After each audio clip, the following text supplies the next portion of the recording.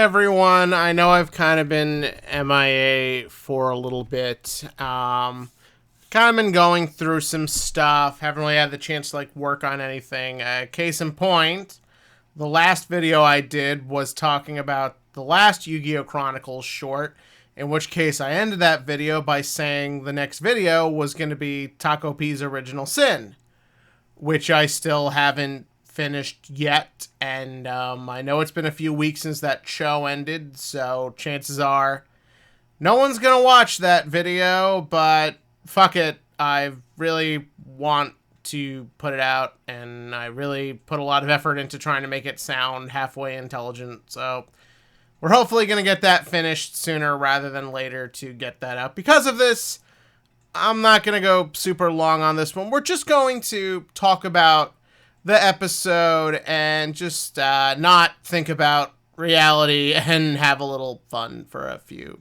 minutes.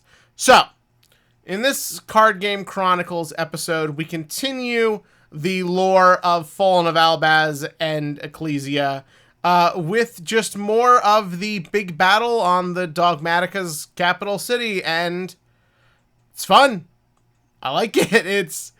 I really love the way they just kind of present everything into this. Nothing here is the most incredible anything, but there's such a dedication to just really bringing you in and making you just enjoy yourself. I think it makes it feel like a lot of fun. Like the sky battle is just kind of everything you want a sky battle to be. They're slamming into each other. They're always one step away from cutting the other's head off. At one point, the Tri-Brigade makes a point blank shot at the Night Chick's gut, and she's just saved by her barrier. But I like that detail of you see the black circle on the armor indicating some of it still got through. The decision, some people I know are a little annoyed that they're not wearing their masks since they always are in their card arts. The reason you always want to do that is you need your characters to be emotive. You need them to express. And since they're not talking a lot because they're in the middle of a fight, the way you do that is by making it that, you see it on their faces. You can tell how intense this is. You can tell how they know the other is strong and could very much be the death of them. And I think it leads to a really just fun, entertaining battle. You can tell they switched to CGI models at a couple points, but with how fast-paced everything is and how just energetic they keep it, I feel like unless you know what to look for or are looking for it, you won't notice. It's just a really fun aerial battle, and it's ended when Dio says time to fall back. That's then we then cut on to our main fight of the episode, which I'd argue the whole point of this short was to make you think Tri-Brigades are fucking cool. Tri-Brigade is one of those archetypes, I feel like it kind of never truly, well, that's not fair. It was very strong and tier 1 for a little bit. There are some combos this deck could do that drive me fucking crazy. But I did kind of feel like one of those decks, I don't even think it really ever got hit on a ban list, just kind of its time came and everyone kind of moved on from it, but it's a crazy deck. The cards look so fucking cool, and this whole fight does a great job of really illustrating the strengths of both sides here. The Tri-Brigades have fucking guns. They can shoot you. I love the way you kind of see how they use their scopes, the way they're very efficient, they're very effective. But you also see how the Dogmatica are just very fast, they're very crafty, they're very good at hand-to-hand combat, they're very good at getting close. It gives the fight its own unique feel and succeeds at making both armies feel like their own specific thing instead of a lot of army battles in various other anime and media where you kind of feel like everyone's kind of about the same.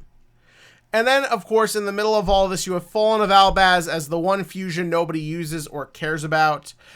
He is trying to defend Ecclesia. I think it's really interesting he hasn't really talked yet. I mean, he hasn't had the opportunity to, but I kind of like how he feels like this enigma in everything.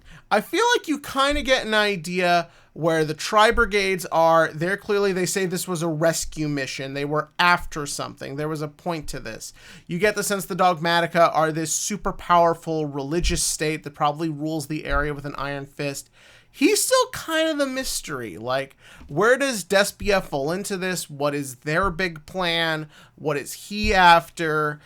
Does he have a bigger connection to Ecclesia? To be honest, I didn't go super deep on the lore. I'm kind of just learning this as it goes, and it's been a lot of fun. And I also like the way it shows like little relationships. Like, you see the way the Tri-Brigades all kind of like bounce off a little bit in the different scenes, and I think that's really nice. I like how the big guy is like, look, we can't leave them here, we gotta save them. I like the idea of making them kind of out to be the good guys in all this, which makes it a lot of fun. And then they escape, where we see Ecclesia waking up. If you always want to see Ecclesia's legs and see her in like her sleepwear, good luck, Gooners, you got it here. But yeah, she wakes up. And what I like is, I like how in that brief little moment, you really feel like it's such a different environment. She's in the forest now. It kind of just, even though all we just see is like the tent and a little bit of the campsite, it just kind of looks more fun and interesting than just the stone gray authoritarian city she's from.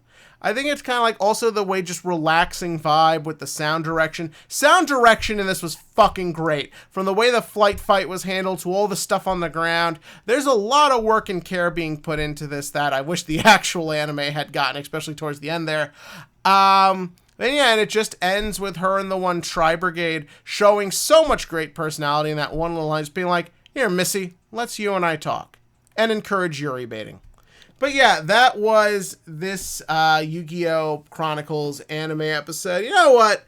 Talking about this maybe put me in a bit of a better mood. But give me your thoughts about that in the comment section below.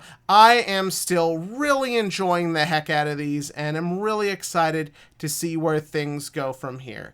And as always, click to like, click to subscribe, and join me, because I promise I'm going to get the Takopi video out pretty soon, if anything, just for my own